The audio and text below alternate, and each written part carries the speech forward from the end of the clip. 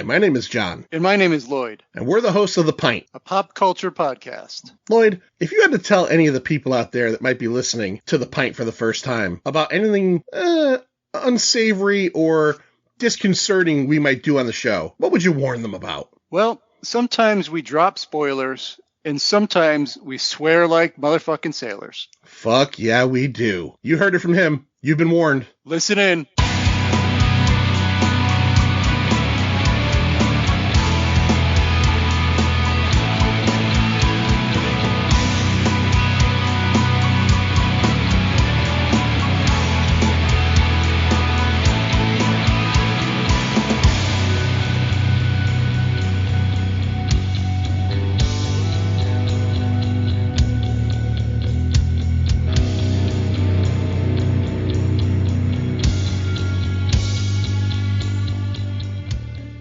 Amy, you seen Arnie? No. I thought he was with you. No. I wonder where he is. Gee, I don't know. Ellen, you seen your brother? He's in the tree. Hello and welcome to The Pint, a pop culture podcast. Welcome to episode 2 of Deptember. Yep, Deptember. Hey, today's episode is actually a first of its kind. Before you get a little too excited, let me explain. If you're a faithful listener, you know that my co-host Johnny Ganache and his wonderful wife are dealing with, just some really bad shit. So John is taking a very deserved night off, but I am not alone. I could never do this alone. That's just not me. I have the famous Rob Stewart from the Stew World Order podcast and website. We call him Stu, just Stu. How are you doing, Rob? I am doing well. Big thoughts going out to John. We love you, John. Hope everything is going as well as possible out your way. But I am doing well besides that. Getting ready to talk about a movie I've heard so much about, but I'd never watched before. This is my first time ever watching this movie. That is unbelievable. Yeah. For you listeners out there, this is a first, but for me, it's a second because the only other time I've done a podcast without John, guess who it was with? It was with this guy right here. I was going to say, really? Because we did, Thor Ragnarok? Thor Ragnarok. Ragnarok. That was the only time. I didn't know that. Well, I feel special then. Yep. So today we are talking What's Eating Gilbert Grape. Come on! Let's do this together! So this had a limited run on December 17th of 1993, and then a full release on March 4th of 1994.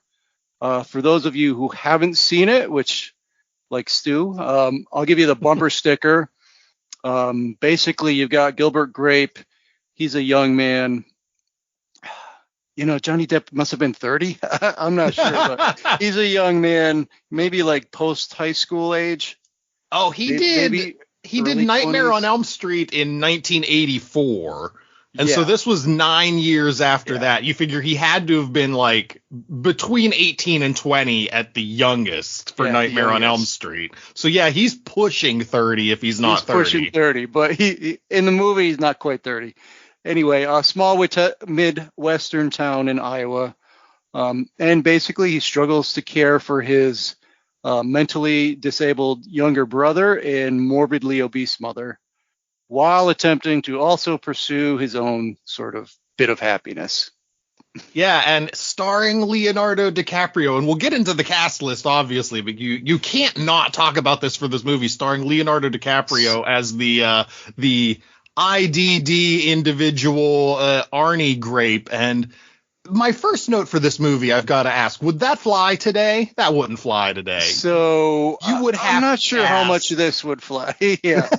You would have to cast an actual IDD individual for this movie in 2023. There's no way you'd get away with casting a regularly abled individual to play this role. Yeah, that is probably the case. But I mean, we've all seen movies with just really odd choices for characters, such as this, or maybe different ethnicity, whatever. Yeah, we'll get into it with the cast, but man, he may be like second billing, but he's the star of the movie for sure. So this movie is directed by Lars Sven Lasse Hallström. So they call him Lasse, I guess that's how you say it. Yeah, that was the only name I saw was Lasse. Yeah. He is a Swedish film director who emerged on the scene for directing. You get this, Stu? Almost every single ABBA music video. Almost. He's got 31 ABBA music videos to his credit. Holy free holies, that's insane. I will not name them all, but if you could name an ABBA song, he did the video. Nominated for an Academy Award for the Swedish, I guess, coming-of-age film, My Life as a Dog, 1985. And then Cider House Rules in 1999. Also directed the Best Picture winner Chocolat in 2000 with Johnny Depp. Yeah. I watched this movie on Paramount, and as soon as you're finished with this movie, Paramount's just like, I'm going to play Chocolat for you now. I still haven't seen it, but I've been told to watch it. Okay. So this was his first English language success, this Gilbert Grape movie. Before that, everything was Swedish. And then we have the screenplay by Peter Hedges. So he is an American novelist, playwright, screenwriter, director, lots to do in film. Born in West Des Moines, Iowa. So there you get your Iowa setting. His parents were, I just found this interesting, a psychotherapist and Episcopalian priest. Okay. Yeah. Those go together real well. Exactly. So he wrote the screenplay adaptation for this movie based on his own novel of the same name. And that was basically his springboard into his film career. I'll name you a few other things that he's worked on. The screenplay, Peter Hedges. So What's Eating Gilbert Grape? A Map of the World, About a Boy, Pieces of April, Dan in Real Life. I love Dan in Real Life. Yeah, was that Steve Carell? Steve Carell, yeah, it's a great movie. It really is. Like, if you like, trying to think, like, if you would like a funnier version of Lost in Translation or Eternal Sunshine of the Spotless Mind, it's kind of that. It's an interpersonal, low-level comedy drama, but it probably leans a little bit more towards the comedy than those two do in the comedy drama aspect. Yeah, I don't think either of those lean towards comedy at all. a little bit, maybe a little. Odd Life of Timothy Green and Ben is Back. And if you really caught something there, almost every single one of those movie titles have the name of a name title. Yeah. So it was filmed from November 1992 to January 1993. Primary filming locations included Austin and, I love this name, Pflugerville Manor, Pflugerville and Manor, Texas. None of it was filmed in Iowa. It was filmed in Texas, as well as other towns and cities throughout Texas. That's what I've got for production and filming. What do you got for a cast for this thing? Bring me everyone. What do you mean everyone? Everyone! All right, so for the cast, obviously leading off, you have Johnny Depp, who you know from so many things. You know from a recent court trial against his ex-wife Amber Heard. That was very famous. We all saw the court trial there and all the wacky hijinks he was up to, making faces at the opposing attorney and what have you. But as I mentioned, he was in Nightmare on Elm Street. He was in 21 Jump Street, Pirates of the Caribbean, Secret Window. I mean, Johnny Depp's in so much. He's a Willy Wonka. He's a Mad Hatter. Johnny Depp, man. You know Johnny Penny Depp. in June. I think that came before this one. Yeah. The Ichabod Crane movie. What was that called? Sleepy Hollow. Sleepy Hollow. Yes. Sweeney Todd. Sweeney Todd. Yeah. We can go on and on, but Johnny Depp, man. Probably the second. Well, not even probably. Definitely the second biggest name in this movie would be Leonardo DiCaprio, who we talked about briefly there as to whether this would fly anymore, but he plays Arnie Grape. Again, Leo, perennial best actor nominee, finally won it for The Revenant a couple years ago. But again, I mean, what don't you know him from? It's another actor. We could just sit here and name 500 movies, but Shutter Island, The Wolf of Wall Street, Gangs of New York. Leonardo DiCaprio. If you don't know Leonardo DiCaprio, I don't know that listening to this podcast is going to help you. Yeah, right. Not to mention a couple of great Tarantino films. Oh, yes. Django Unchained. Yeah. Yep. Perfect in that. Once Upon a Time in Hollywood. So he turned down a lot of money as a kid. I mean, he's 10 years younger, I think, than Johnny Depp. He turned down a lot of money to do the movie Hocus Pocus. He turned down Hocus Pocus to do this movie instead, which I'm sure he didn't make a lot of money on in this. Amazing portrayal of this guy. Yeah, I'm not gonna lie, it makes me uncomfortable just watching him act like this. It reminded me of, and I'm not gonna say the line because the line's offensive, but it reminded me of the offensive line from Tropic Thunder. I can't think of it, but yeah, that's offensive lines, right? I don't know, like nowadays you would hire somebody who's actually of that genre of person to play this role, and just watching Leo basically like, I don't know, just face it up. It felt weird to me. It felt weird. Yeah. I did read that he spent a few days in a home and I'm reading this because these are the terms back in the day. Yes, yeah. He was at a home for mentally ill teens where he just watched and observed and talked to them and checked out their mannerisms and said that people's expectations of people like that are really that they're crazy or whatever, but he's like, it was refreshing because they're not. It's just that the way they process things, that everything is new to them every time. And, and he really took that full force. Like I loved the scenes like where he's in the tree and they're playing the game, where's Arnie? Where's Arnie? Yeah. He makes that sound like it's laughing. It's like the first time he's ever heard it. Yeah. Yeah. It's pretty amazing. Next up on the cast list, we have Juliette Lewis as Becky, the girl who kind of blows into town accidentally, gets stranded there for a few days, and then blows right back out of Gilbert's life. From Dusk Till Dawn, you know her from Cape Fear.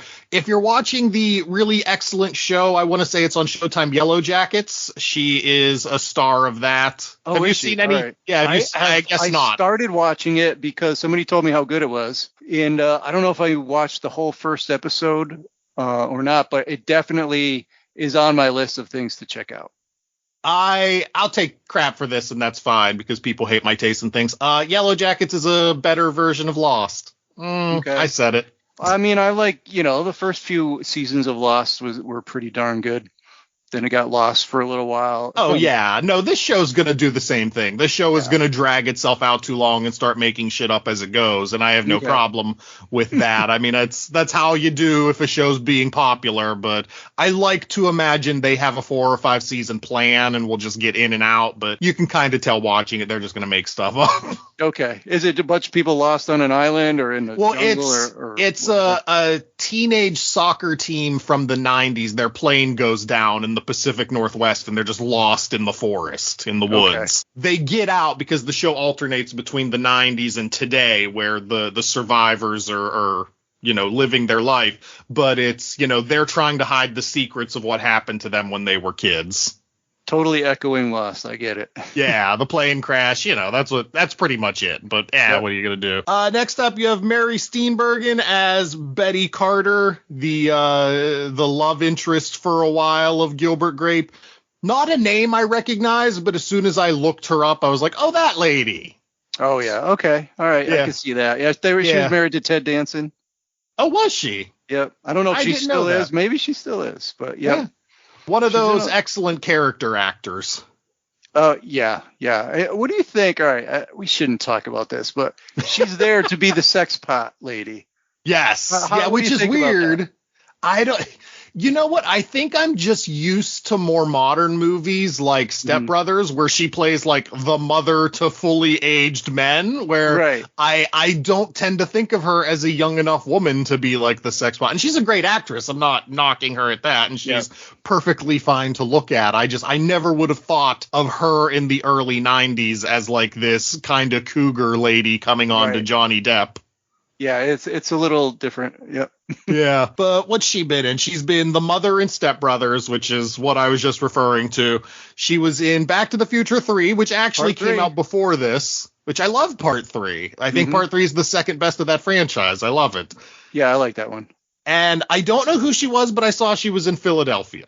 So I figured, that was probably noteworthy. I'll note that as the third movie I keep for her. Yeah, I saw that once. I don't recall the character, but...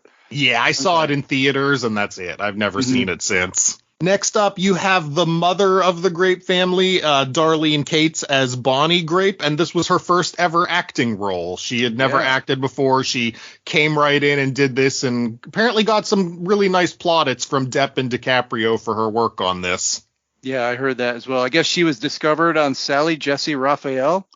Oh, I didn't see that. Yeah, by Peter Hedges. It was one of those, I can't leave my house or whatever kind of things that they do on those shows. He got her, and man, oh man, she nailed it. She got a knack for acting. Yeah. She went on to do some roles on the TV shows Picket Fences and Touched by an Angel. As far as I know, just like one-off episodes, but, she had some other acting credits after this. Yep, that's good. That photo on the refrigerator in the movie, that was really her. Oh, okay. Yep. Moving on to Gilbert's sisters. First, we have Laura Harrington as Amy Grape. Neither of the sisters, I guess, had a huge career, but she was in Maximum Overdrive and The Devil's Advocate. I know. I saw Maximum Overdrive. I was like, I have to make a note of that. It had the Green Goblin truck. That's great. No, Amy's the one that cooked and everything, right? Yes, she's the older sister. All right. The younger sister is Mary Kate Shellhart. She played Ellen Grape, and the only other movie of note that she was in was Apollo 13. Oh, okay, yeah. Like, everything else that she was in was stuff I'd never heard of. She must have been a child in that movie as well. Yeah, she couldn't have been much older than she was in this, no. Yeah, yep.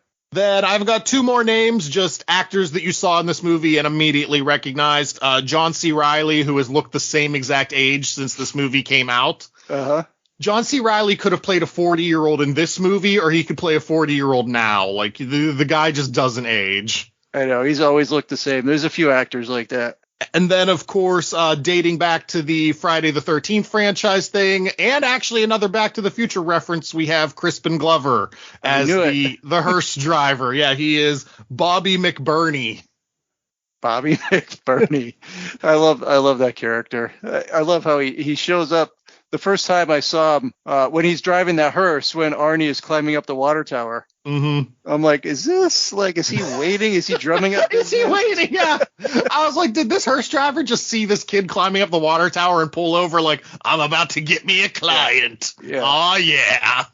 Now, I have to ask you something about one of the scenes with Crispin Glover and I guess John C. Reilly. When they're in the diner, I believe. And they're talking about, the mortuary and like they start asking like some kind of question like, hey, did you ever do it with one of the dead bodies? Yeah, they ask him, have you ever been tempted to do anything with the bodies? He kind of starts elaborating on what they do. Yeah. I'm like, that's a little uncomfortable. I'm not even sure I would go there if I was him. Yeah, well, he ends up just saying, like, we just make fun of people. But yeah, we just make fun of harmless, harmless jokes. Nobody's there to hear us. It's like, okay, well, it's better than the movie going full, like, Rob Zombie's Halloween 2 and having this character start talking about doing other things to the bodies. Yeah, right. So that's all we got for cast. So this is your first time seeing this movie. It is. Yeah, I've never seen it before. I've heard of it, obviously, but... Obviously, all right. What kind of movie were you expecting? Not a 2-hour one, that's for sure. I thought this was going to be a tight 90 minutes. I turned it on this morning, and I was like, oh, God, 2 hours. All right, if you say so. What's eating Gilbert Grape? I don't know. Especially when you turn on Hulu and it gives you like the little adjectives to describe the movie, and one of them was strange. And I was really? Like, yeah, one of the adjectives Hulu gave to describe this was strange. And I was like, what the hell does that mean? Like, is it supernatural? What's happening? What is strange about this movie? And having watched it, I still don't know unless that's like some... And boy, I'm going to sound like a Republican or something right now, unless that's some Hollywood elitist out in California who thinks that just general life in Iowa is strange. Maybe peculiar? I don't know. That might have worked a little better. Yeah, Quirky. I don't know. quirky would definitely work better. Yes. Yeah, strange. Yeah. That's an odd choice. Grounded. I don't know. Yeah, strange. Almost like the opposite of strange, like grounded, salt of the earth kind of stuff. Like, Yeah. I mean, this is how a lot of people live their lives, especially around the late 80s and early 90s. It's not that strange. People live these small town lives worried about the big Walmart store coming into their town and taking away their business. And you see all the like shuttered businesses in the opening credits that show like this town's not doing so well. And you got this big family with 4 kids and, you know, one of the parents is dead. And I mean, I don't think it's strange. I think it's just salt of the earth kind of stuff. Salt of the earth, yeah. Yeah. Yeah, and narrated, right, by Johnny Depp. Does it, I don't recall, is it narrated throughout, or is it just that, like, little beginning part? I don't think it's narrated throughout. I don't recall his voice. Yeah, it might be at the end again, but yeah, definitely it is at the end again. Yeah, you know what? All right, so yeah, I'll kind of bring us into the plot. So for all you listeners, look, John brings us into the plot and walks us through it, and I just follow along and nod my head and try to remember what he's talking about. Lloyd and I talked about this. We were like, so are you going to go through are you going to, because Lloyd, this is not Lloyd's thing. And if you listen to my show, I pretty much just get right into a movie and start giving it ups and downs. I'm not real big on like, this scene, then this scene, then this scene, just because I don't remember. I take notes, but I can't sit here and tell you I remember scene by scene what happens in this movie. So I think we could just talk about the beats of this movie as much as we could do and try to do John justice. Right. No, and you know what? Look, I am just not good at, accents and things like that. John's really good at that stuff. Christopher Walken, I love it. He's got a good Arnold. But there's really no one in this movie to mimic, unless you want to try and do Arnie. But I'm not going to. No, please don't. I'm not going to do that. I don't want to get canceled forever. Please don't do that. No. But you know, so like you said, with the beats in the narration, this movie starts off basically like you said. You see all the shots of the town, and then you've got Arnie and Gilbert just waiting around, like anticipating something that's going to happen.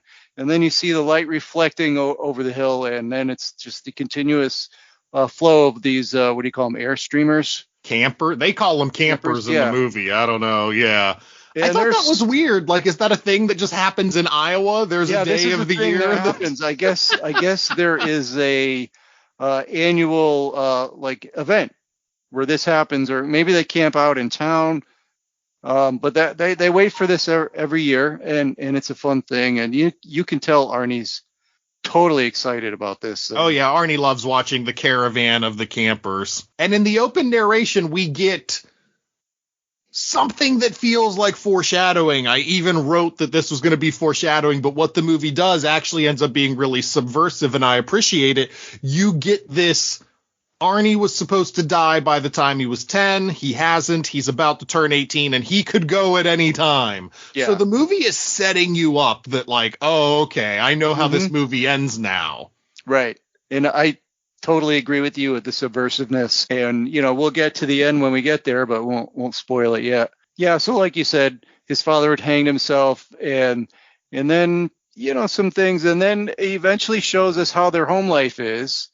And so what is unique about their home life, Stu? What's unique about it? Probably I guess the status of their mother. They have a single parent household. Their dad's not around anymore, but again, we'll find out more about that as we get into the movie. But they have a mother who, since the passing of the father, has, for lack of a better term, quit entirely taking care of herself and has gotten quite severely overweight. Right. She's morbidly obese. Yes. Yeah. Right. I mean, there's really only one way to say it. I tried to describe this to somebody, and I didn't do a great job. And they kind of called me out like, well, you know, so what? Like, yeah, she has a large mother. I'm like, no, that is like the point of the movie. Yeah. And the character, it's a very critical part of the plot of this movie is how large and what that has done to this character and this family. I was going to say, yeah, how it's affected the entire family, because it's really put Gilbert and Amy, who are probably, like, we never get specific ages on either of them, but let's peg them both to be very early 20s. Yep. And they're entirely taking care of this family. Like, Amy seems to be the matriarch of the household. She does all the cooking and the preparing and the cleaning at home. And Gilbert has a job out in the community, which I don't understand why he has to take Arnie to the job. The younger sister clearly has school. She's 15 going on 16. She hates everything. She's a little bitch. Yeah, she's not particularly nice to Arnie. She's a 15-year-old. What are you going to do? I'm sure I was just as bad at 15. But the Amy character, it's like, you can't watch Arnie while you're like making beds at home. Like, why are you sticking him going to work with Gilbert? Yeah, I don't know. It's just a plot point, because at one point, when the younger sister is sort of dealing with Arnie in a rough way, Gilbert comes over and, it's like gets her off and says, has a little conversation with Arnie about, what do you do if someone hits you or attacks you? It's like, you call Gilbert. Gilbert takes care of it. That's his job. Mm-hmm. So basically, it's like, that's his job. He's Arnie's protector at all times. Maybe we're supposed to just get this sense that, like, Gilbert is Arnie's hero, and maybe they're just inseparable. Maybe Arnie wouldn't stay home without Gilbert. Maybe that's the point of the movie. I got a sense of that. So you could say the movie did a really good job of showing that without telling that. So the movie never had to tell me that. I just kind of got the sense of, like, okay, well, maybe if you left him at home with Amy all day, he just wouldn't. He'd be unhappy, so he has to go out with Gilbert. Yeah, and I think the movie does do a good job of that in other aspects too, like of showing you and not telling you things. Mm-hmm. Like, for instance, a little later on, his friend John C. Reilly's character Bobby, is that Tucker? What it is? Bobby's Tucker? the horse driver. Oh, okay. Yeah, he's come over. He's like Tucker Van Dyke is John C. Reilly. Yep, he takes care of things, like physically. He fixes things. He has a little thing in the basement. We'll get into that. But there's a point where he's fixing something up on the outside of the house, up on a ladder, and these little boys are riding their bikes around, and they're just stopped and they're looking at the house, because obviously, it's the lady is in there, the mother. We want to see the mother, and Johnny Depp, Gilbert Grape kind of like just waves him over. He's like, nods, yeah, come on over. He lifts him up so that little kid could like look through the window and see his mother, I don't know, sitting there eating bacon on the couch or whatever she's doing. And, the John C. Reilly character is like, what the fuck's wrong with you, man? That's your mother. Yeah, don't do that. So it gives us, and if he said it earlier in the film, maybe I just missed it, but it gives us that we can see that Gilbert is embarrassed about his mother, maybe. Yeah, that's definitely the feeling that he has, and that's definitely the thing that he has to overcome. What I didn't get is, if he has this embarrassment over his mother, why would he have helped the kid? I think he's just trying to play everything off as this disaffected cool, like, I'll show you my mom, it's fine, look how cool I am. Like, he's trying to impress these little kids. And I mean, I guess that's life in this small town of Endora, Iowa. But I mean, it seems like he should be beyond that. But I guess if he was, we wouldn't worry about character growth for the next hour and 50 minutes. Yep, that's right. So moving on, we see Johnny Depp working at this little grocery store, Lamson's Grocery. He's just using that old fashioned price tag gun. And his boss is kind of grilling him about the new big chain store Foodland, outside of town. Of course, they don't go to there. So, he's a loyal and faithful employee of his little Lamson's place. But he gets a call to do, what does he get called to do at that point? He gets called to make a delivery to Betty Carver's house with Betty Carver's groceries. Special delivery. Yeah, and what goes on over there? So he gets there, and you get the sense, like, right away, what's happening with her. As soon as he gets to the house, and she's like, kids, go outside and play. Yeah, go out and play. Oh, okay. So Johnny goes inside with Gilbert goes inside with the groceries, and in fairly short order, he and Betty are making out. Yep. With melting ice cream in between them. Yeah, that was weird. I don't know. Maybe I'm strange, not this movie, but the whole scene, I was just like, just put it away. It's melting. It really bothered me. Your finger. Ice cream is to be eaten with a spoon. Yeah, I don't know where your fingers were before this scene, but I know where they're going now. Please put the ice cream away and quit picking it out with your fingers. That's gross. That is gross. I thought it was gross too. But boy, oh boy, Gilbert looks up and all of a sudden sees what? He sees Betty's husband. Ken? Yeah, his name's Ken, yeah. Ken, yeah. He's bouncing on the trampoline. They hurriedly put the ice cream away and get everything back together, and he leaves the house, and the Ken guy's like, they hinted it for a while that Ken knows what's going on, because every time he's in a scene with Gilbert, he's like, hey, stop by my office. We have to talk in person, man to man. Yeah, so do you think that worked? I mean, they were obviously going for, look, I know you're fucking my wife. I'm going to kill you, or whatever they were trying to get. Were you feeling that at all? It was too obvious. I knew that's not what Ken actually wanted. I thought Ken was going to offer him a job. I thought Ken wanted him to like be his protege or something. But it was too obvious that Ken knew what was going on. So I knew the movie was pulling a head fake on that one. Yeah, I felt the same as you as far as offering a job. So when it came to he was just wanted to sell him insurance. Yes. That was a bit of a surprise. But I believe that is also the scene where we first see Arnie's favorite pastime in life. Oh, climbing the water tower. That's right. Yeah, and the whole town gets involved in this. Apparently this happens, at least once a week. Yeah, semi-regularly at worst, because the cops give Gilbert crap for like, oh, you always say this is the last time, and then he always does it again. But this is also where we see that Gilbert, he's the only one who can coax Arnie down. At this point, yeah, he like starts singing a song and doing like a little nursery rhyme or what have you, and that finally gets Arnie to come back down. And it's the whole town starts clapping. It's like, what do you think's gonna happen? You're positive reinforcing this kid climbing the water tower. Don't clap. Yeah, right. I think this is also when we first get a face-to-face with Becky. Yeah, we kind of see her real briefly whenever their part of the caravan breaks down and pulls over, but this is the first time you get, like, I guess an extended look at her. Yeah. Yeah, and I think you can tell, like, I don't want to call her a hippie chick, or she's just very down to earth, I think. She's got her hair cut. Yeah. Fairly short to midland. She's somebody that you would expect that she's well on her way to going to school at Berkeley or something, because she's like, oh, it doesn't matter what I look like on the outside. It's what I do that defines who I really am. It's like, all right, Batman, calm the hell down here. Yeah, my grandmother is really into beauty, but I'm not into that. Yeah, like she's going to Berkeley and she's getting brainwashed by their liberal progressive professors. Yeah, that's exactly right.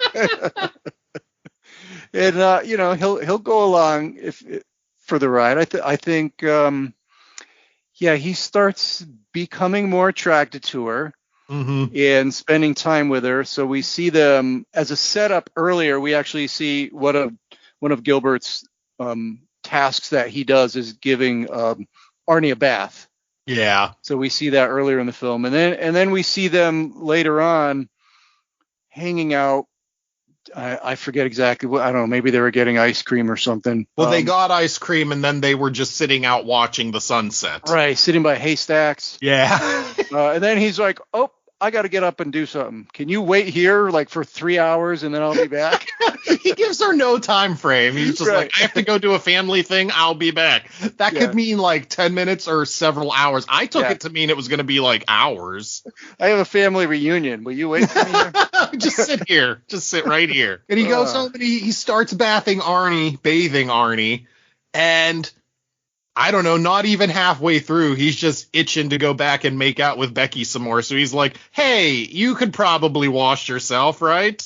Yeah. You haven't done it in almost 18 years, but I think you could manage it today. He he gets a bit of agreement, right, from Arnie, but Arnie, that's what Arnie does. Yeah, Arnie's a people pleaser. He repeats what you say. You're like, yeah. Arnie would do that, and then so yeah, like you said, he takes off and goes to make out a little bit more. I think he comes back the next morning. Maybe he goes to wash his face or take a pee or something, and he hears a little splashing behind him. Yeah. And sure enough, man, this has got to be 10 hours later, 8 hours later. Oh, yeah. I was thinking like 10, 12, somewhere in that several. range. That kid is because the sun was just setting. Yeah, right. He's a raisin by now. He's a prune. Yeah. Right? I mean, he's probably just this shriveled up thing, but he's in there. He's absolutely freezing cold because you sit in a tub of water for 12 hours. You're going to get cold. I don't understand, like, how this character wasn't yelling or anything, because he's not typically a quiet little ninja character. So right. I can't imagine if he was cold or upset or anything, this character wouldn't have yelled. And like nobody else in this household, he has two sisters that could have heard him and done something. Nobody does anything. Yeah, I think you're right. And nobody, I guess maybe that's not the ladies' bathroom, but you would have think, yeah, because he was a loud character. Oh my God. If something, upset him, yeah, he would be yelling and screaming forever. Yeah, you'd figure at least if he figured out he couldn't get out of the tub by himself, he'd be yelling for Gilbert, right? Yep. Yeah, he would be. So maybe a little inconsistent too hard about there. it, maybe, but yeah. But that does bring me to some other part of the film where I don't recall what happened before, or maybe it was that they're at dinner. And by the way, when I say dinner, they make this, or what's her name? What's the older one's name? Amy? Amy, yes. She makes a massive meal. She's an excellent cook. She makes 8 different things for breakfast. But they cook a dinner and they put plates on the table, and then what do? They move the table into the living room to sit it in front of Mama. And I was thinking, like, why wouldn't you just leave the table there? Yeah. Maybe it's easier to set the table. I don't know. Maybe. They do it a couple times in the movie where they prepare the food and then they bring the table out to Mama. Yeah. They're definitely showing us that this lady doesn't move around very much. Mm-hmm. But Arnie, they're talking about his party, right? And Arnie's like, I want a hot dog. And so there's like, I don't know, there seems to be like 4 conversations all going on at the same time, and it's getting progressively louder. And Arnie just wants to be heard, and it's really insane. It's the kind of thing that just like I tune out when I see that kind of stuff. Yeah. And they do a really good job of just this cacophony in the house. And then you get the first inclination that this mother is someone to be listened to, because holy shit, what does she do?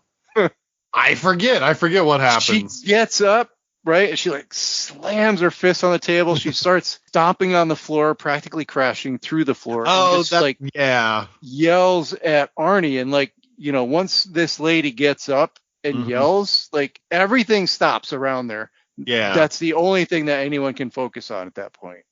I think that's another really good scene, though, about, real life America, where you have this family and maybe there's not a ton of discipline in the household, and you've got all these kids of various different ages, and especially a kid in Arnie's situation, and you have this just loud din of noise throughout dinner with all these characters talking over each other and yelling to be heard. And it's like, yeah, no, I've definitely been in households like that where that's what dinner is like. Mm-hmm. And it's insane. Yeah, no, I didn't enjoy watching it. Yeah, I hear you. It hurts my brain.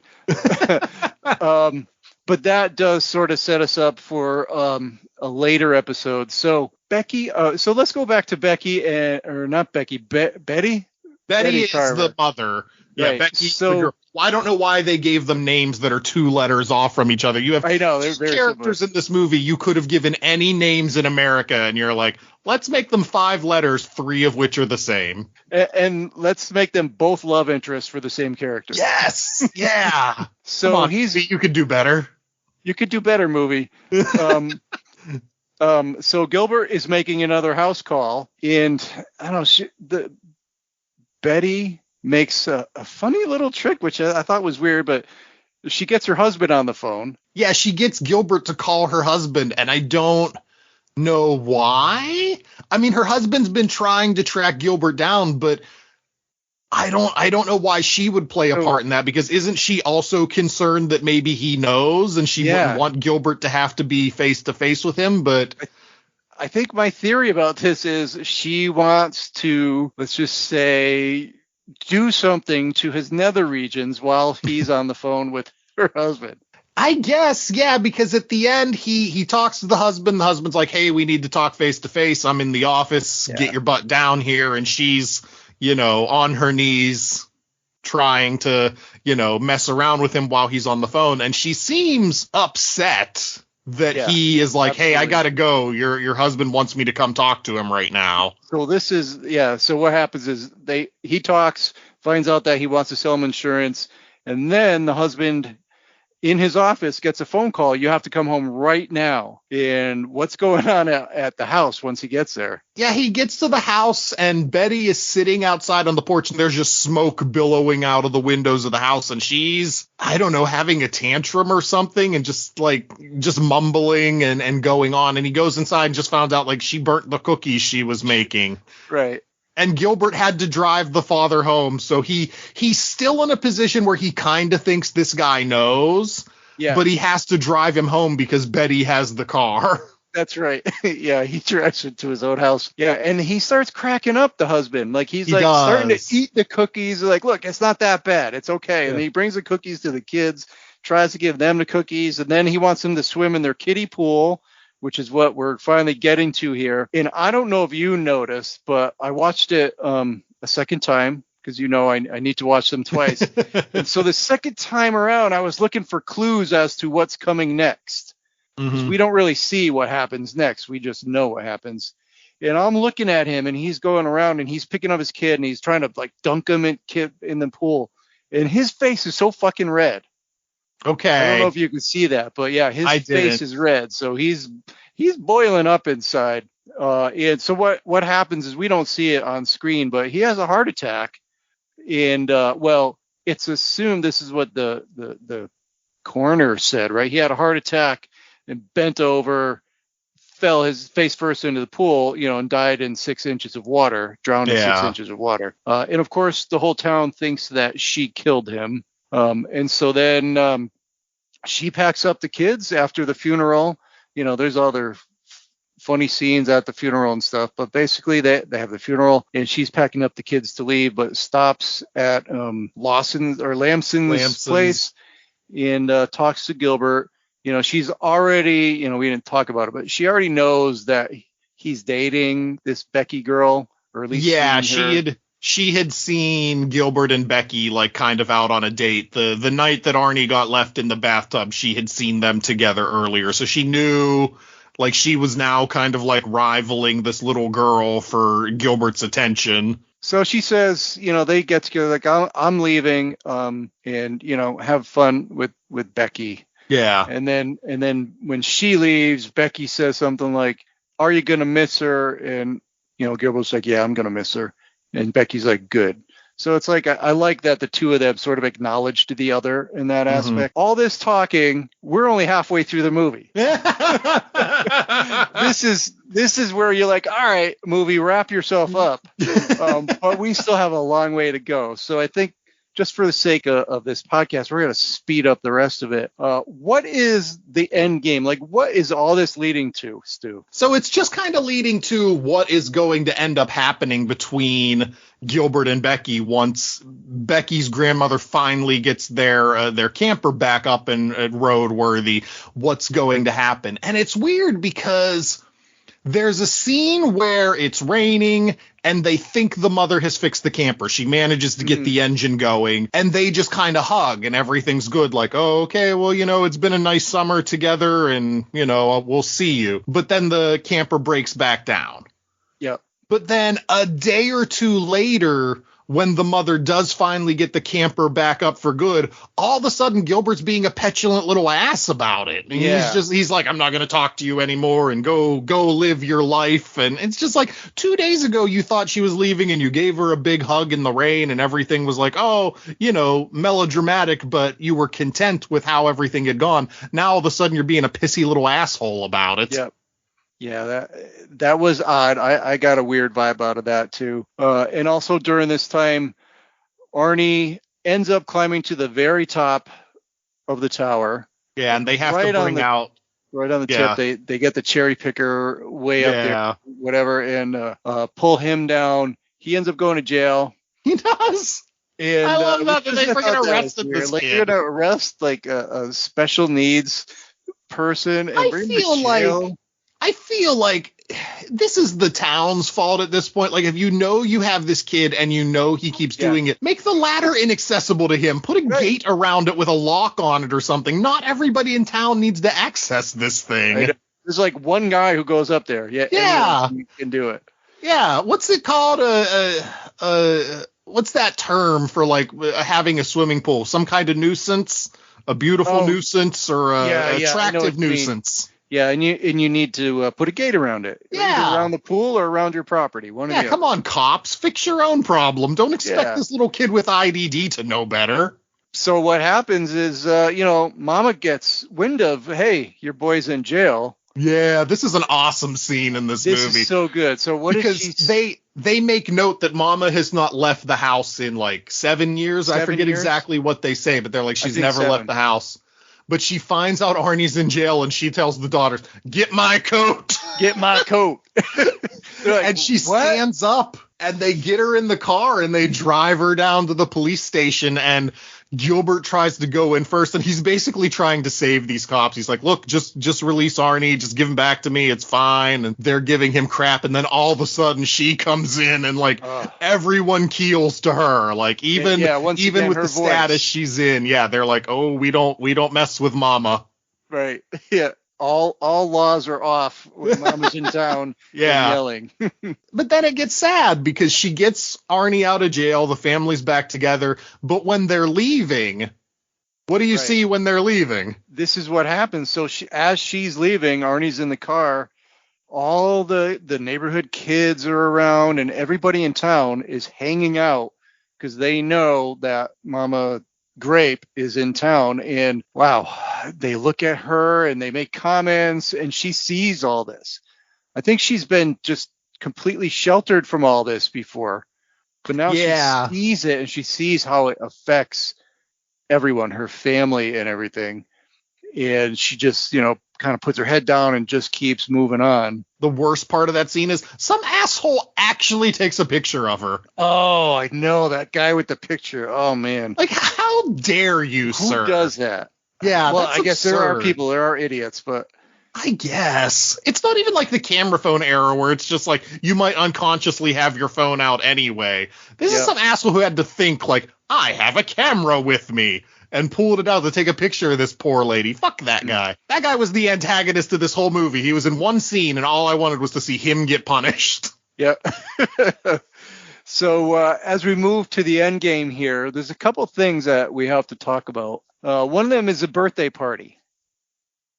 So everything's basically leading up to this big birthday party. And so is the bath scene before or after? Yes, the bath scene's before because before the party. Okay. Gilbert and Arnie make up at the party. We have the whole, it's the third act, everything's falling apart where Gilbert has to go to Foodland and get a cake because Arnie ruined the cake that Amy was making. And as he's bringing the cake out, his boss from Lamson sees him walking out with something. That was like a funny scene because, boss sees first of all, why is the boss there? The boss is just outside, like, just staring at Foodland sadly. Yeah, I thought that was an odd scene. It fits. It totally fits the movie. Yeah. Unnecessary, I think. But anyway. He had to get the cake to save the party. He already at this point knows Becky is leaving. So we're in the third act. We're building all the drama of everything is falling apart for Gilbert. And then, I think it's the night before the party. He goes to give Arnie a bath. And I forget what Arnie's deal is, but Arnie has something in particular wrong that's Well, affecting you know what? him. So Arnie caused Amy to drop the first cake, and then that's right. And then then Gilbert comes back with the second cake, and they tell him to leave it alone. But Arnie eats the second cake all by himself. So now everyone's pissed, tensions are high, and it's time for Arnie's bath. It's time for Arnie's bath, and Gilbert's just already having a bad day, and Arnie's giving him a hard time with it, and Gilbert just slaps the shit out of him repeatedly. He throws him down on a bench that's in the bathroom, and it all leads up to that slap. Yeah. I mean, that slap was like he moved him with that slap. You know what? I was surprised when it happened, because for as much as I was watching the beginning and I caught that, like, oh, Arnie could die at any time, and I was like, oh, okay, the movie's building up to Arnie dying, I didn't pick up on the whole, like, Gilbert's your protector, and Gilbert saying, if anybody ever hits you, you tell me. It didn't dawn on me like, oh shit, Gilbert's gonna end up beating him. Yeah. But it telegraphs it. It telegraphs it, and I just didn't pick up on it. Yeah, totally. It's so hard to watch for a couple of things. You don't want to see anyone get, assaulted like that, especially Arnie. And you feel for fucking Gilbert, as I think in this day and age, maybe that would Gilbert is canceled now. But you really feel for him because of all the emotions and everything he has done for the family. And he just has a moment where he just can't control himself. Yeah, it's, for making a really stupid comparison, like in my head, though, it's like you're reading a Spider-Man comic and you read well, Spider-Man's like, I can never unleash my full strength on somebody because I'll accidentally kill them. And I mean, that's been Gilbert's his whole life. Like he has to bury everything deep inside, and he's not allowed to have these outbursts. And then all this stuff has culminated in the last couple of weeks, and all of a sudden it all comes out on poor Arnie. And so Gilbert can't stand he immediately leaves. Yeah, he just runs away. Gilbert gets in his truck and just starts driving away. Arnie does the same, but he takes off. He runs away. And they're both running in, whatever, opposite directions. And Gilbert, what happens is he gets to the town line or town limits, and he stops his truck, right? Yeah. He can't do it. He has to go back. So he goes to where Becky and her grandmother is staying, and he spies Arnie. Arnie went there first, because we didn't really mention it, but Becky and Arnie start getting a bond. She has a bond with him, and he feels safe with her, and he goes to her. And then all of a sudden the sisters come because they're out looking, and they take Arnie back home. And Gilbert's still sort of out on the road, but he sees her, and then he talks with Becky. And this is where you see what he did to Arnie, how badly it affects him, because he's crying and he just says you don't hit Arnie, you don't hit Arnie. Yeah. And so it's all eventually leading to the birthday party, which is, I believe, the next scene. And Gilbert is not there yet, but Arnie's, everybody, where'd all these friends come from? Everybody. I thought that was weird, and they have all these games, and they got all this big elaborate party set up out in the backyard, and everyone's having fun. Gilbert shows up and does the whole, where's Arnie? Oh, he's up in the tree. Oh, not in a tree, whatever. But Gilbert or Arnie loves that. He loves when people look for him and he's hiding in a tree. It's his second favorite thing to do outside of the tower. And of course they make up, and it's a very touching moment. But once that's over, Becky and her mom leave. It's just the family at home. An important scene in between there is where Becky and her grandmother are at the party, and Gilbert decides, I'm not ashamed of my mother. I want you to meet my mother. Oh, very important. Yeah, you're right. So he brings Becky into the household to meet Mama, and, they have an interaction, and you could tell Mama's a little ashamed, and she says, well, I didn't always used to be like this. And Becky, being the manic pixie dream girl of this movie that she is, tries to diffuse the moment by going, well, I didn't always used to be like this. I thought that was a terrific line and a great way to diffuse that moment. I really like that. So, this is with Gilbert's coming to terms with, hey, this is my family. And I love them, and I'm not ashamed, which was a very nice moment. And so she leaves, and then it's just the family. I don't remember what she said, but she's like, prepare my bed or something like that. So Mama's like going to go upstairs. Yeah, she apparently lives her entire life on this sofa, except for when she went to save Arnie. But earlier in the movie, Amy says something about like, "Oh, I made your bed. Why don't you go lie in your bed?" And at this point in the movie, Mama's like, "I'm going to go upstairs." So she gets up, she makes her way up the stairs, and she lays in bed, and she calls for Arnie. By the way, I'm sure you read it too. She did not walk up those stairs. She walked up 2 stairs. Oh, okay. Used camera magic to make it look like she walked up an entire flight of stairs. She lays down in her bed, and I think, is everyone but Arnie there at that point, or? I want to say, yeah, she's in bed. She's okay for a bit, and she has Arnie them go and get Arnie. Scene. Yeah. And the heartbreaking, Arnie does come in, "Hi, Mom, I'm here," and she's not responding. Mm-hmm. And it takes a while. He does his little Arnie laugh at first because he thinks she's playing a game, and oh boy, then he just starts bellowing out. Yeah. And Mama has passed. Yeah, that's the subversion we were talking about earlier, where you spend this whole movie expecting Arnie to die, and it's the mom who dies. Yep. I think the first time I really kind of thought, is this where Arnie gets it, is when he was on the top of that water tower. Okay. Like, oh, geez, I'd hate to fall okay. off of there. Oh, Jesus. Yeah. No, I never thought he was going to die from the water tower, but Jesus, that would have been terrible. Yeah, right. So now they have another problem. Then they have their morning session. You see all the kids throughout the evening in different positions, throughout the room. And then they have a major problem of what do we do? Because we have to get Mama out of here. You can't leave, a body. Yeah, the police say that they're going to need to have a crane to get Mama off the top floor of the house. And Gilbert decides, like, no, everyone's going to come, everyone's going to watch, everyone's going to laugh, and he's not going to let Mama go out like that. So he has a backup plan, which... The backup plan is, let's get all the furniture out, because I guess maybe they're going to rebuild another house. I don't understand where they live after this, but yeah, they burn the house down with her in it, so that people will just think like, oh, the house caught fire and she died in it. They won't know that like she was on the top floor and they were going to need a crane to get her out. So that kind of saves a little of her dignity. But yeah, that's what I was thinking. I was like, well, where do you live now? I know. Another, callback to the insurance guy. Maybe if they had some house insurance. Maybe if they had some insurance from Ken, they could get a new house. I thought that was a good plan. Boy, it was a nice fire. Yeah. Nice roasting. Did you look up anything? If this was a practical effect, did they really burn down the farmhouse? No, I didn't look that up. I bet you that was real fire.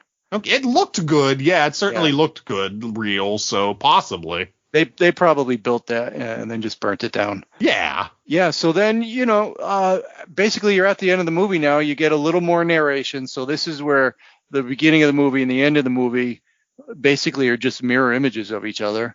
Mm-hmm. Because you do get the narration where Gilbert talks about his siblings again, but this time in a different way. This is what's happening with Amy. This is what's happening with Mary Ellen, whatever her name is.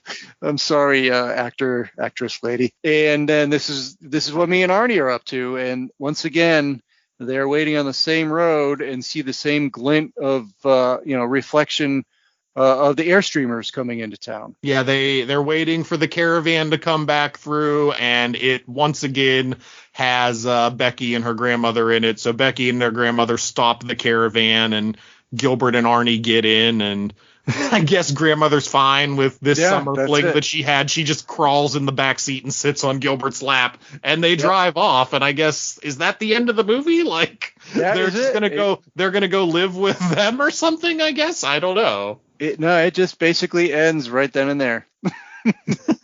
Credits roll. So I do have a few other notes. So I've read that Johnny Depp was seriously irritated with DiCaprio in this movie. Really? And I don't know if it was because he was doing that good of a job. Okay. Yeah. I don't know about that, but he was saying, he had a hard time, and he's like, basically I tortured him. He didn't elaborate on that, but I guess Leo was always talking about playing video games. He's just a little kid out. I'm sure he played a lot of video games, but they had a really contentious thing there, or at least it was on Johnny Depp's side. I read that Leo still loved working with Johnny Depp. Mary Steenburgen apparently was so confident in Leo's performance that she was willing to pay him from her own salary. Maybe there was an issue. I don't think that ever happened, but she expressed that, look, this kid is so good, I'd pay for his salary. So shit. He was good. Look, we didn't really talk a whole lot about him or his mannerisms or his portrayal. Yeah. But he was fucking amazing. Yeah, it's a good performance. Yeah. You wouldn't know. I mean, if you just saw him, you wouldn't realize that he wasn't an IDD actor. Right. Yeah. Because he did that good. Darlene Cates, the mama, she had not left her house in 5 years by the time that film was released. Like that was it. That was like the only thing she had ever done. She had lost, I read in 2010 or 2012, she had lost 240 pounds. Oh, good for her. Yeah. It might have been medical related, but either way. Oh, okay. She was trying. Hopefully, I know she was talking about reviving her acting career.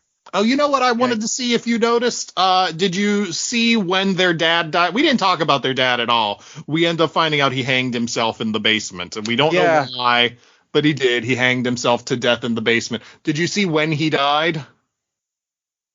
No. Friday the 13th. Oh, I didn't notice that. Wow. He died. His gravestone had the death date as October 13th, 1978, and I looked it up to see if that was a Friday the 13th, and it was. Wow, that's interesting. And it wasn't because of the wife being so large, because that happened afterwards. Yeah. So we don't really get a reason for it, whether it was stress over Arnie or what. We have no idea why. We just know he did. You know what else we get in the beginning that it doesn't even matter and it never comes back, is that he had an older brother too. That's right. Remember he said the older brother escaped. Yeah, he said he had an older brother and his older brother got out or escaped or however he worded it. Yeah, no, that doesn't matter at all. I forgot they had a fifth kid. Yeah. Yeah. Let's get into the box office for this. All you care about is money. All right, so I have a bunch of numbers here. Let me know, do you want to know the week of December 17th, 93 or the week of March 4th, 1994? Because, I mean, I can give you Gilbert Grape's intake for both of those, but I don't know if you want the top 5 for both or just the March 4th one. I go for just the March 4th. Okay, so I'll let you know, first of all, on its initial release, which was like 6 or 7 theaters, it was single digits, in December 17th, it came in at 15th that week and made $125,000, which for 6 or 7 theaters, not terrible. Wow. Okay. Yeah. And then you just kind of watch, because I was going through trying to wait and see when it got to its big release. You just see like 6 theaters, 8 theaters, 11 theaters, 7 theaters, and it's hanging around $100,000 a week until you get to March 4th, where 1994 it had its big release, 600 some theaters. And it made $2.1 million that week and came in 13th place. Okay. Not huge. Not huge, but it had been out for somewhat of a while. Right. So a little resurgence. Little did you resurgence. say a budget, or did you find a budget? I didn't look up a budget. No, I just have it how much it made. It finished I'll get into the week that it was mass released first, then I'll give it its budget for the year. The week that it was released, that March 4th, 1994, the big mass release, coming in 5th in its opening week, The Chase, with $4.4 million. I don't know what that is. Car movie. Oh, okay. Coming in 4th at $4.4 million. 13 weeks in theaters. Schindler's List. Okay. Yep. Yeah. I saw that in the theater.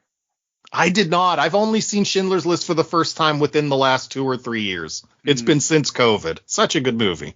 Yeah. Third on the week, in its third week, making $5.7 million, On Deadly Ground. Okay. Is that Seagal? Yeah, that's Seagal. Okay. I'm not a huge fan of any of that stuff. I'm not a huge fan of his. Yeah. That's for sure. I want to know if you've seen this movie, because second place that weekend, opened that weekend to $6 million. Michael J. Fox comedy Greedy.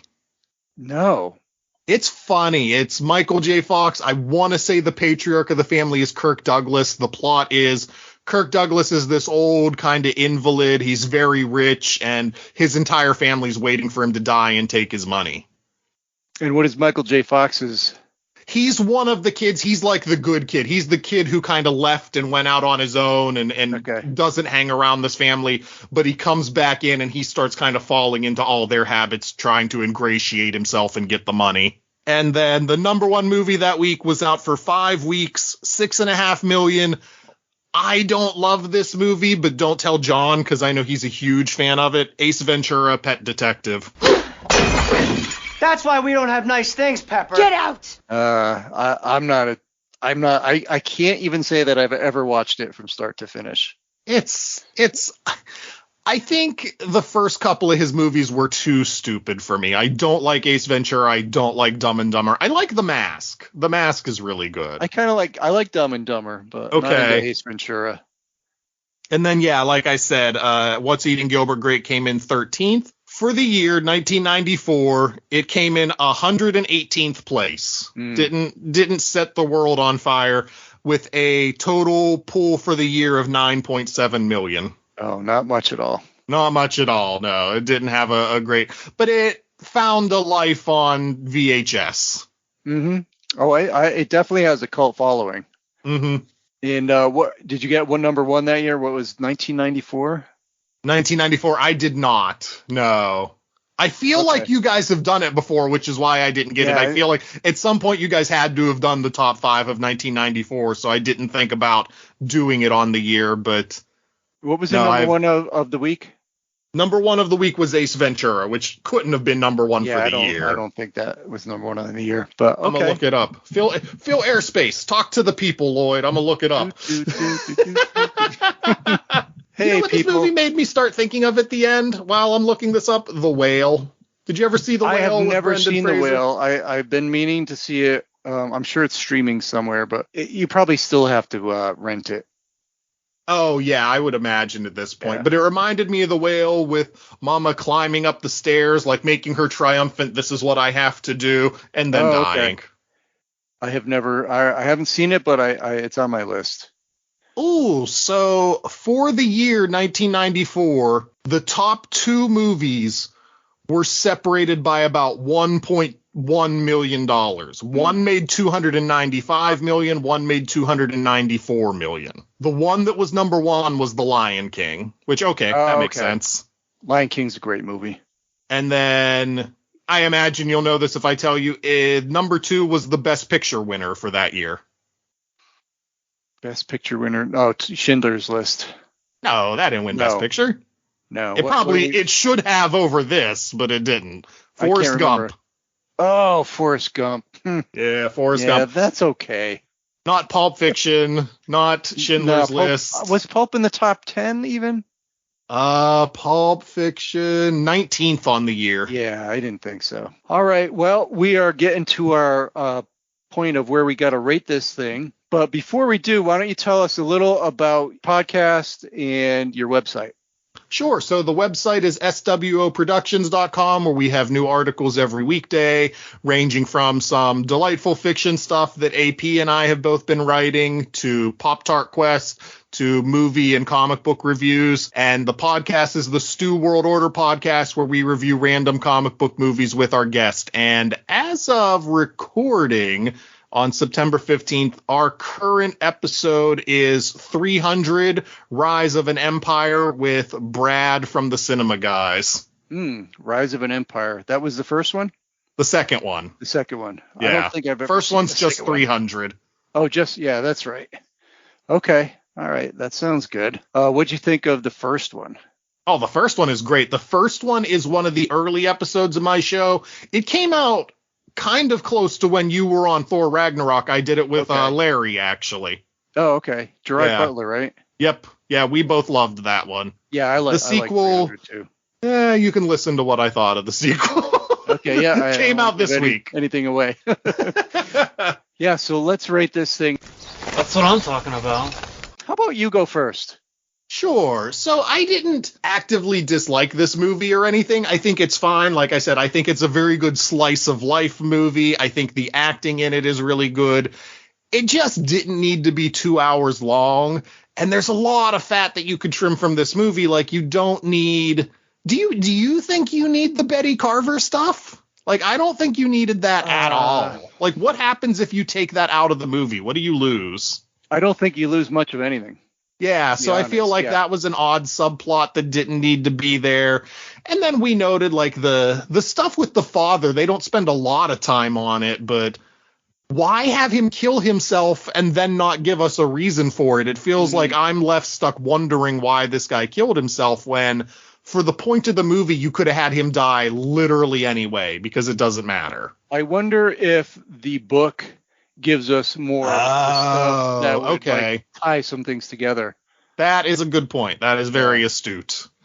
But all told, I'll give it like a 2.25. It's perfectly fine. Like, I didn't dislike it. I don't think it's amazing either. It's fine. I've always liked this movie. I saw it when it came out, as a Johnny Depp fan, and Leo, I'll just say his portrayal was amazing. His tics and his vocalisms, I guess, are just top notch, and they're so realistic. He just brings us intensity, and it never wavers, like through the whole movie from start to finish. I think Depp's character, he plays peculiar characters. This one is also odd in a way, but he has a strength of character and a warmth. He's a protector for Arnie. And I think what I find is, I don't know if it's on purpose, but his like general sweetness, I think it travels out. There's like roots of that. Other characters are the same way, on different levels. And I wonder if it's because you have these two main characters with Arnie and the mother, that he just really wants to balance like other things out. Like those two are so intense that maybe you just balancing it out with other things that are like nicer and calmer and sweeter. So I don't know. That's just a theory of mine. Like I said before, he has a moment of weakness, but I think his character is so likable that you forgive him for what he does, Yeah. And I like that. I like that his character's likable. I mean, you don't want to watch a movie where you don't like any of the characters. And there are movies like that, and there are some good movies like that, but it's refreshing to really like the character. In a movie like this, you need to like Gilbert or else it doesn't work. Right. It will not work if you don't like him. Darlene Cates, man, she's a rookie actor, and she demands your attention. I think she's really good and brave for doing it. I mean, man, if she hadn't been out of her house in 5 years prior to this, that's pretty amazing. And I just like the way the movie makes you look at these characters in not in a like pity, but with like a sympathetic way. Like you're drawn to them and you actually care for them. And I like that. But you're absolutely right. I hadn't thought of it before. I do think the movie's too long, but I didn't think about the whole, take out the whole Betty Carver, every single thing to do with Betty Carver and her kids and her husband, and the movie's better. Yeah. I don't understand it. Yeah. Yeah, 100%. I didn't even think of that before. But with all that said, I'm going to give it a high score, but I'm not, because I didn't go first. I don't want to go crazy, but I am going to give this a 4 out of 5. All right. I like it that much. Yeah. So. No, like I said, I don't think it's a bad movie. It's just, and you obviously have a lot more nostalgia for it than I do. This is the first time I ever watched it. And in all honesty, I'm not lying. I got way more hung up on this shouldn't be Leo playing this role than I should have. Like, I should have just accepted, like, this movie came out in 1993. It was filmed under 1993 standards. Yeah. We were a few months away from Forrest Gump coming out, which, kind of has the same problem to a degree. Right. So that is it. That is your first episode ever of The Pint without Johnny Ganache. Without John. It's so weird. We miss you, John. You got to come back soon. Yeah, take care, brother. Yeah, we love you. We love you, and we love Lynn. All right. You can find us at Apple Podcasts, iHeart, Spotify, all your podcatchers. We're on Facebook and YouTube at The Pint, a pop culture podcast. On Instagram and Threads at The Pint Podcast. And we'd love it if you became a Patreon Pint Insider at www.patreon.com/The Pint. And Stu, why don't you say the words that get us out? See ya. See ya. It's over, Johnny. It's over! Nothing is over! Nothing! You just don't turn it off!